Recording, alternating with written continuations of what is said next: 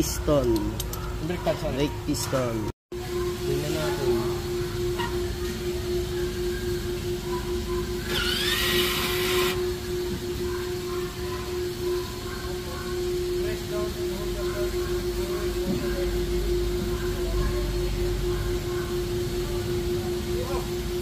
Sige, sige.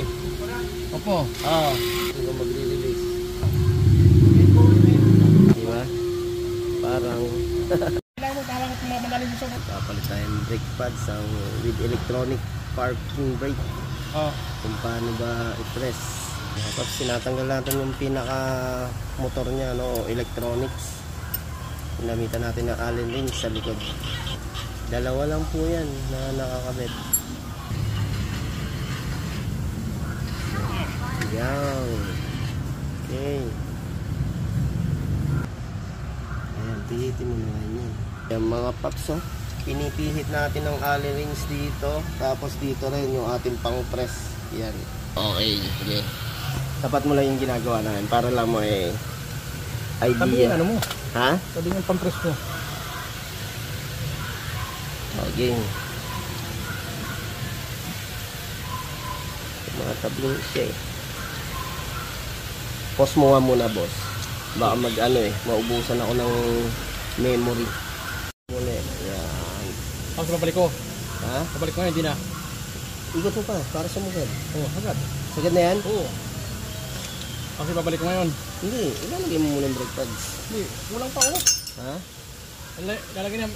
Ayun ay, lalagay na. Yan, na-press na nga natin mga idol.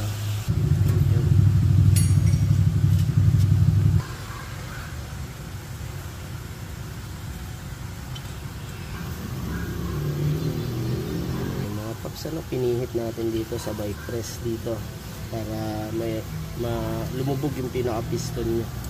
Yun, bili ni boss sa brake pads original 3.5 yung pang likod natin, no? Yung harap niya tunay. Veloz. Yun. Alin? Yung motor. Pag pogi may ari, kailan yung pamunas din is ito na, okay na yan. Putulin mo na, boss. Kailangan yung sasakyan talagang linis na yung bagay natin. Isalpak. Ayan. Babalik na nga po natin.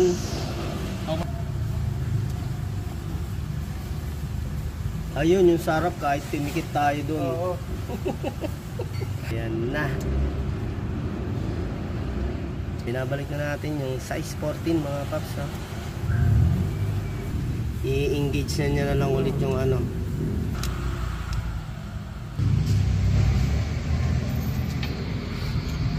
ayun, medyo marami lang proseso pag may electronic parking brake pag magpapalit ka.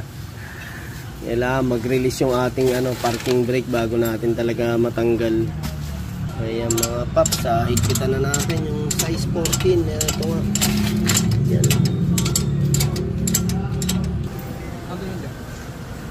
Okay pa yung gulong mo.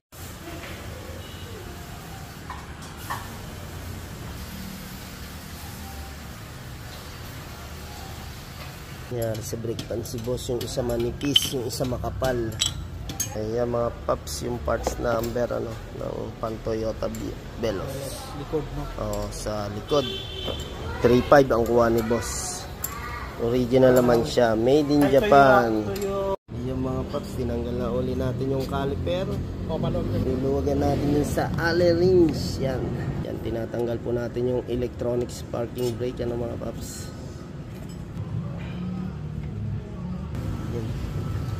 Binabalik natin yung plate mga paps sa original na pads nya, no? Kailangan pa rin natin yan. Yung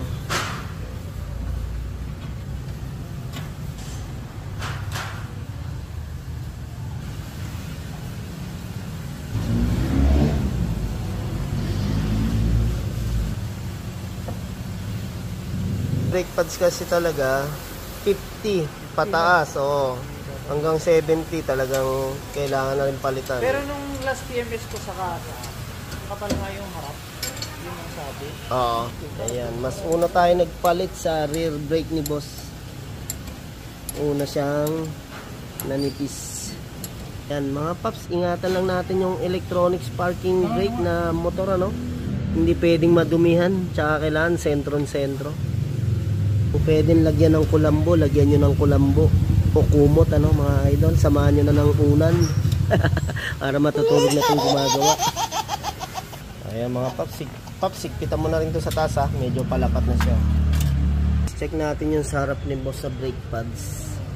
Yung mga paps, ganun lang pagka nagpapalit tayo ng electronics na brake pads or may electronics na park brake para mapalitan natin. Kailangan natin tanggalin yung pinaka-electronics niya. Ayan, wow. Thank you.